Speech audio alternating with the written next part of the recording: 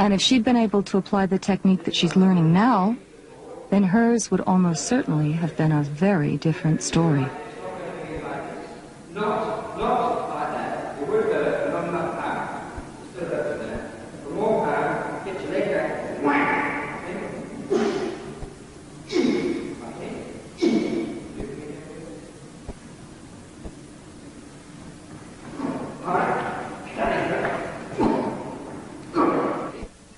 Parks, unfortunately, are notorious places for attacks on girls and women, and you'll be seeing a lot of them in this video.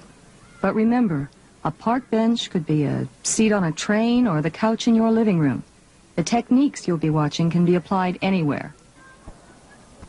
Now, this is not a technique. This is what not to do. Panic and hysteria may well provoke your attacker to far more violence than even he anticipated, either through excitement or the simple necessity to shut you up.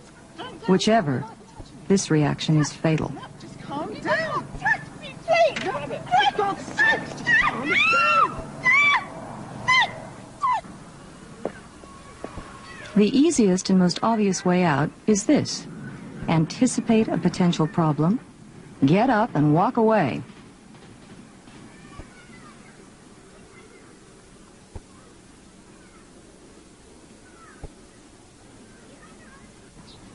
But if that's not possible, here's one way to handle it.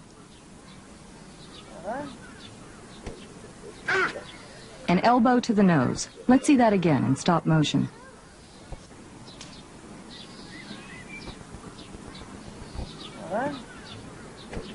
Simple and effective. And remember, as soon as you made your move, get away fast. Another rather less drastic technique is to give a hard, twisting pinch to the soft skin on the inside of the thigh. It may not look much, but there are a lot of nerves in that area, and it can really hurt.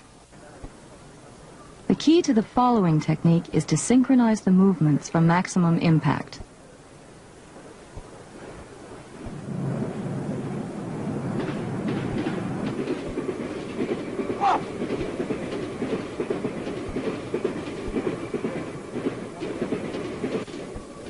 When you grab that hair, really grab it and bring that knee up hard. Aggression and determination. Here's a common situation. Hello. I've seen it around a lot, haven't I? Now, talking is one thing, but touching is another, and a satchel full of books makes a formidable weapon. Her anger and indignation are used swiftly and positively. The exhibitionist or flasher is also quite common. Though normally not dangerous, an encounter with one may be shocking and embarrassing to a young girl, especially if she hasn't been forewarned of the possibility, as this girl obviously has been. No hysterics, just walk away.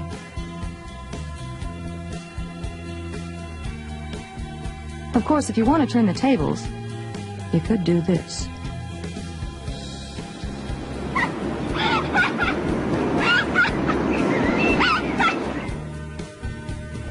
And one night we went to a discotheque, and it was very hot there, and I couldn't find my girlfriend, and I was talking to some guys and laughing and joking, and I'd had a few drinks, and as it was so hot, they said, would you like to come for a walk along the beach? And I said, yeah, sounds like a good idea. And I'm really hot, and I also felt a bit heady because I'd had a few drinks.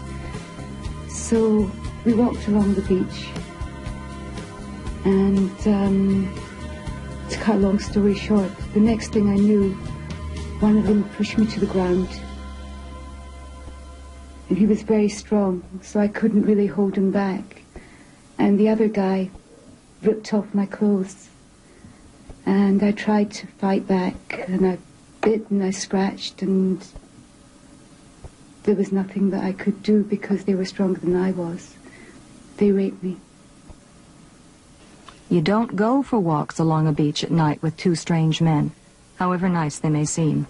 When you have a choice, like this girl had, avoid potential trouble, ignore the shortcut, and take the long way home.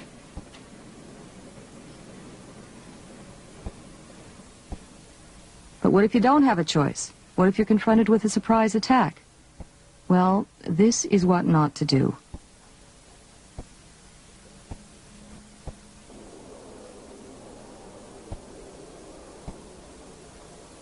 No girl is strong enough to fight off two men simply by struggling. And in a case like this, the frontal attacker is not the one to worry about first. Watch this combination of simple techniques.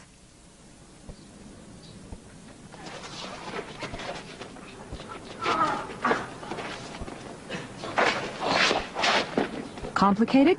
Not really. Let's see it again in stop motion.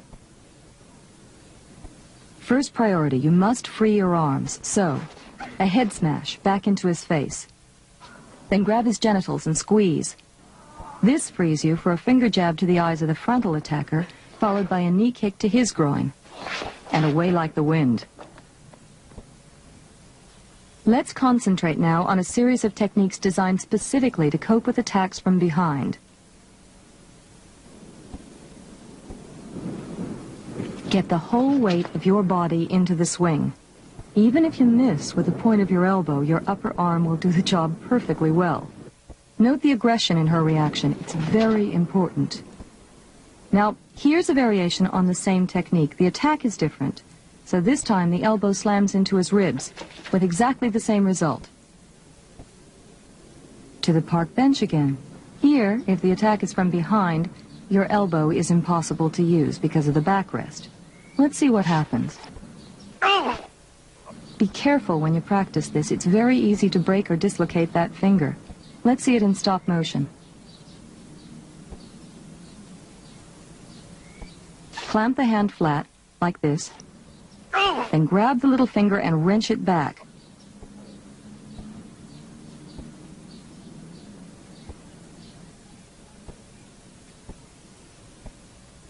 Now a two-handed attack directly from behind. It's surprisingly easy because the attacker leaning over you is partly off balance. Watch it again. Arms up and locked around the back of his head, and pull hard, then get away fast. Now the same kind of attack, but while you're walking.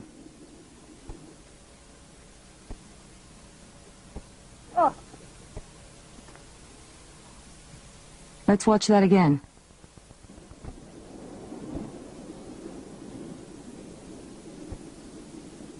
Bend forward, going into a wide-legged stance. Grab the leg as low as possible. And when he's down, kick back into his groin.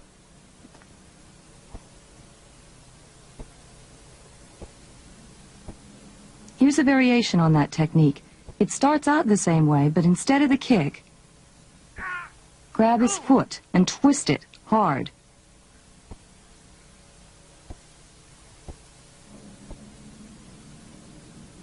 Watch the grip on the foot. Both hands, like this. Twist. The key point in the following technique is that you must be touching your assailant before you bend.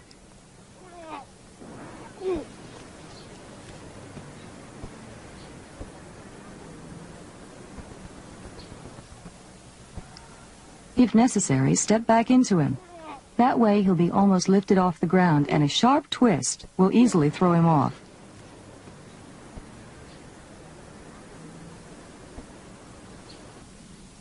Any form of strangulation hold must be dealt with quickly for obvious reasons.